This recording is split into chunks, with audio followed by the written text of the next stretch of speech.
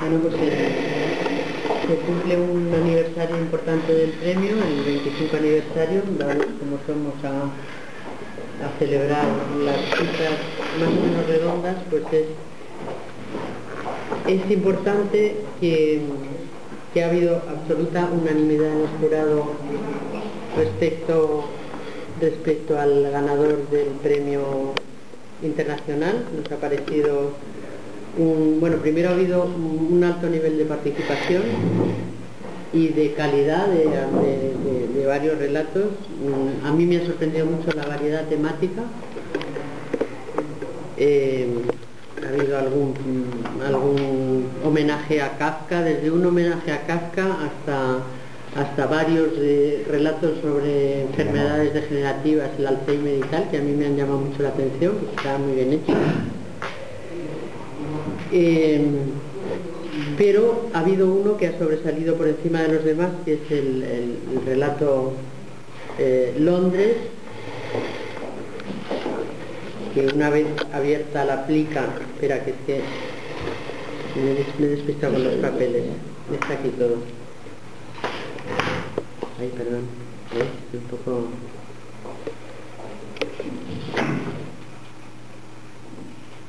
Bueno, el autor del cuento número 512, titulado Londres, que tras la apertura de la plica resulta ser su autor, Javier Santa Cruz González, de Barcelona y residente en Alicante. Bueno, pues ya digo que nos ha encantado este relato a todos y se ha elegido, sobresalía por encima de todos los demás. El segundo premio, el Massau comarcal, pues también por unanimidad, después de un pequeño debate donde teníamos algunas preferencias más, por si acaso había dudas y tal, pero también ha sido el número 15C, titulado La mirada abisal, que tras la apertura de la plica hemos descubierto que su autora es doña Mafalda Bellido Monterde, de Altura, Castellón. Y esto es en principio todo lo que tengo que decir. Si queréis pasamos a las preguntas, cuento un poquito más si queráis. Pero la temática del cuento ganador del internacional, ¿por qué os ha llamado más la atención que los otros? Pues mira, porque es un cuento redondo, muy bien armado, incluso algunos pensábamos que podía ser convertirse en una novela por lo bien escrito que está, la distancia irónica con la que trata el personaje el descubrimiento de un Londres, de una ciudad. Tiene un sentido del humor muy, muy fino. La cultura inglesa la domina muy bien. Todo eso te lo cuenta en un cuento, y encima hay cierto misterio que te sorprende. No sabes cómo va a acabar, ni sabes qué va a suceder, que es un requisito fundamental de cualquier relato, y yo creo que el factor sorpresa en un relato es fundamental. Bueno, pues descríbela en una ciudad de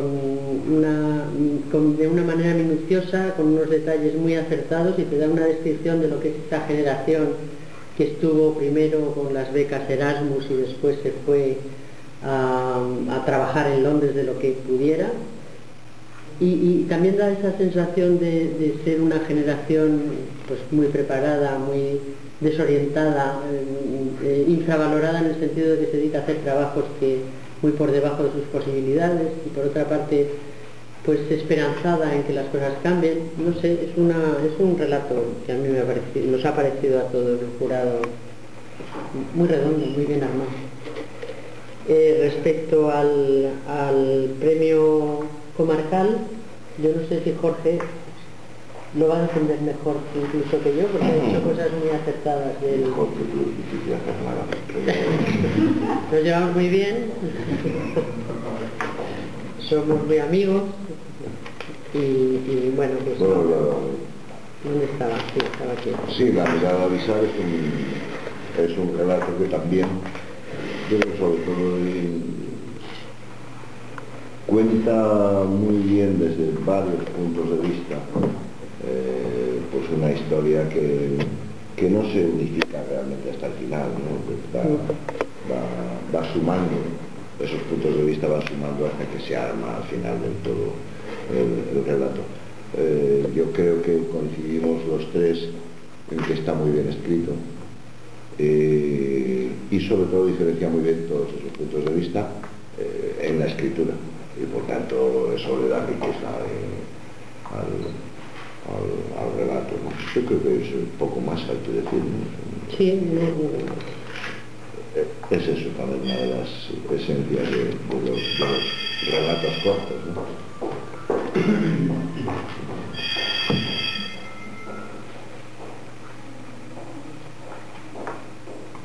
Y es que en cuanto a la calidad con respecto a años anteriores, no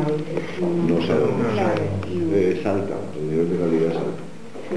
No. En las dos secciones. Sí, sí. está un poquito más en la internacional. Más en la internacional, bueno, Poquito, estas cosas porque claro, son más, nos han llegado más ejemplares bueno, la preselección ha sido mucho más amplia. Los que se han... 76, no nosotros, los que 75 los que hemos leído nosotros. No, los 500. Ah, vale. Y el primer año ¿Qué? el primer año que os 650 relatos. ¿Y qué os parece en general lo que es este año? Bueno, como es el primer año todavía no hemos terminado. Sí, pero sí sabemos que tiene mucha trascendencia. Bueno, yo claro, no sabía de la existencia del premio y de la proyección que tiene, que es muy importante. Yo que soy jurado de... Bueno, todos somos jurados de varios premios y tal, tú no. Yo solo el que tú presides. Entonces, Tomamos buena nota. a ver cierta confusión. Mañana hay un encuentro, ¿no? Sí. El encuentro de los estudiantes con Maxao, y supongo que compartiréis con ellos algunas actividades. ¿Qué esperáis vosotros de ese encuentro? Pues yo suelo tener mucho, iba a decir respeto, pero no, la verdad es que tengo miedo de estos encuentros con gente muy joven o con estudiantes o tal, que te preguntan muy a fondo y que te sorprenden absolutamente siempre. Yo recuerdo algunos de estos encuentros, concretamente uno que tuve en un pueblo de Almería, donde me pusieron a prueba y yo creo que jamás he hecho tantos esfuerzos por salir adelante, salir airosa de semejante interrogatorio y de la prueba a la que me sometieron en un instituto, que siempre voy con más temor ante este público, ante este tipo de convocatorias, que a dar una charla a gente adulta o lo que sea, ¿no? Y entonces estoy un poquito, he preguntado todo. ¿Qué preguntaron en los anteriores las personas que conozco? ¿Por dónde atacaron? ¿Qué tal? Y entonces estoy un poco inquieta.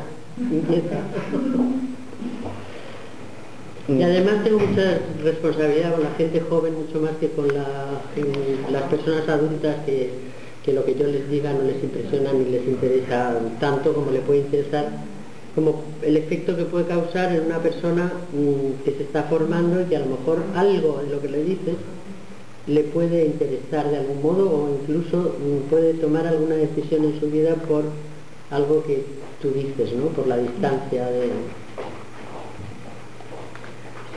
Sí, mi experiencia es también, he acudido varias veces a institutos en los que se ha hecho lo mismo que se hace aquí, que es lo bueno y lo útil, ¿no? Es decir, que el profesor ha leído el libro con los alumnos y los ha leído a fondo, ¿no?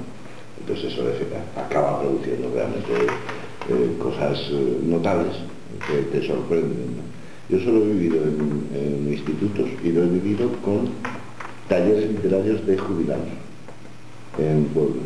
Experiencias maravillosas de gente que han leído un libro en un trimestre, lo han analizado, lo han desmenuzado y realmente te ponen en compromisos difíciles de superar a veces, ¿no? Sí, porque te dan visiones que tú no tienes de tu propia obra, pequeña o grande, como sea. Te hablan de personajes a los que tú has despreciado absolutamente, de nombres que tú has olvidado, de situaciones que en ese momento les diste mucha importancia y de repente desaparecen y a ellos se les ha quedado ahí.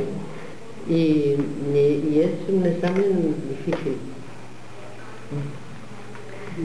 En vuestro caso, ¿cómo fue el acercamiento a Maxao en la figura de Maxao? Pues yo fue en un colegio que tenía Era de Crowley, ¿no hemos compartido eso también? Mi hermano Javier. Ah, tu hermano. Ese era otro.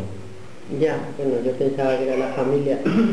Que era un colegio, yo tengo unos años ya, como sabéis, y era un colegio en plena dictadura, muy avanzado, donde el profesor, el director era un republicano represaliado, los profesores, la mayoría también, y el primer contacto, la primera vez que oí el nombre de Massaou fue en el colegio, o sea, en mi infancia, lo cual me emociona.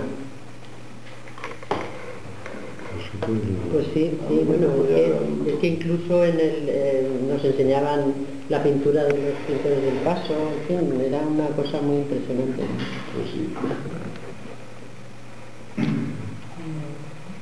Yo estoy completamente de acuerdo.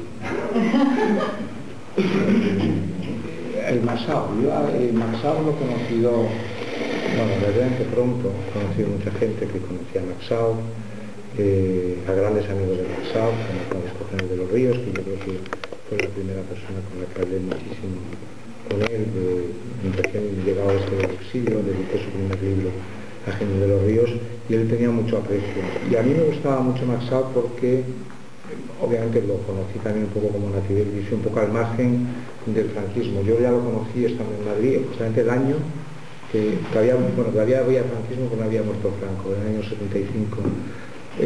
Durante bastante tiempo, la única manera de conocer a Massaou era leerle en ediciones originales, porque no había ni reediciones, y a mí siempre me han gustado mucho los libros viejos. Tenía los libros de Massaou antes de la guerra, compré fuera Los Campos, que era un libro que me impresionó muchísimo porque era el primer libro sobre la guerra civil de una manera novelada y que, bueno, intentaba hacer una especie de comedia humana, valga la expresión, porque comedia tenía poco de la guerra civil, de una manera más seria. A mí me parecía que la de Barea, que también me gustó mucho, pero que era un intento serio de abarcar todo, es decir, la revolución, el levantamiento militar, la guerra propiamente, luego los campos de concentración y el exilio, ¿no? Y esa visión no la tenía nadie más que él. Y luego me interesaba mucho como personaje, y aquí he venido a Segorbe hace 12 años, me parece, a hablar por primera vez de el Massaou tipógrafo. Me gustaba mucho que Massaou, siguiendo a los escritores españoles como Juan Ramón o como Alto Aguirre, tuvieran una idea precisa de cómo querían editar sus obras, ¿no? Por aquello que decía Juan Ramón Jiménez, de que en edición diferente los libros dicen cosa distinta, ¿no? De eso también participaba Massaou, que era una persona que ponía enorme cuidado en que sus ediciones fueran esmeradas.